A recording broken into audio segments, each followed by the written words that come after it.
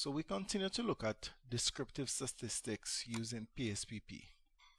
So today we're going to look at the explore function. So we're going to analyze descriptive statistics and we're coming down to explore. So explore compared to the other function, it gives you a little bit more room to, to play with a few things.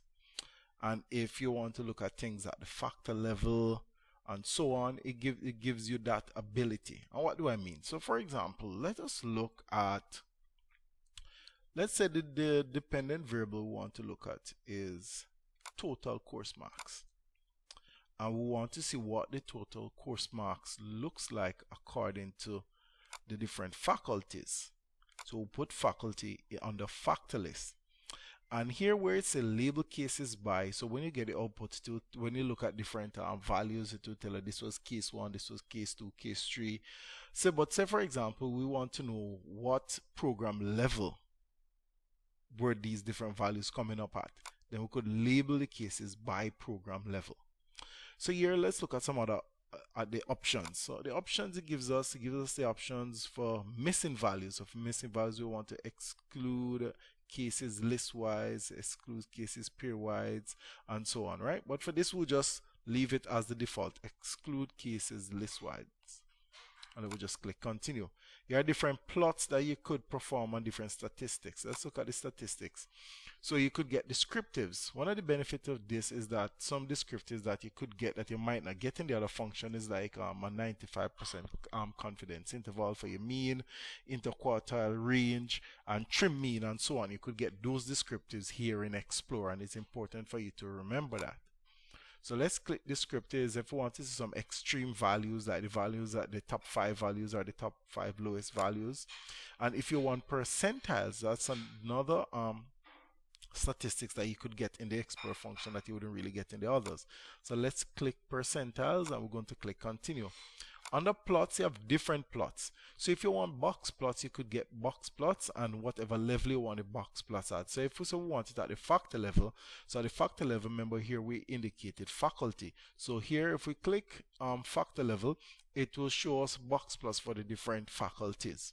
And if you want a histogram as a part of your descriptive stats, you could get a histogram. And here it performs different other functions that look at whether you want to do like a natural log of the values, Q of the values, square of the values, reciprocal, and so on, right? But we're going to leave that as none for now. And also if you want to do normality tests, you could check this box, but we'll do that in the next video. So here we're going to click continue. And now we're going to click OK. So here is our output viewer. So if we look in our output viewer, so here, so for example, it shows our extreme values. So the top 5 values, and here it shows which programs here had the top values. So we look at the top values here, 83 marks and 78 marks, and they show the different cases, but instead of the case number, but because we put we label cases according to program level, here it indicates program level instead. If we never check that, it will show what case numbers in this file. So remember, we also look at the descriptives. I'll click percentiles, so we could say the 58th percentile, the 75th percentile, 95th percentile, and so on. And here we see the different values. This is a box plot of total overscore marks, and here is a histogram showing the total scores. As we could see, this is approximately normally distributed.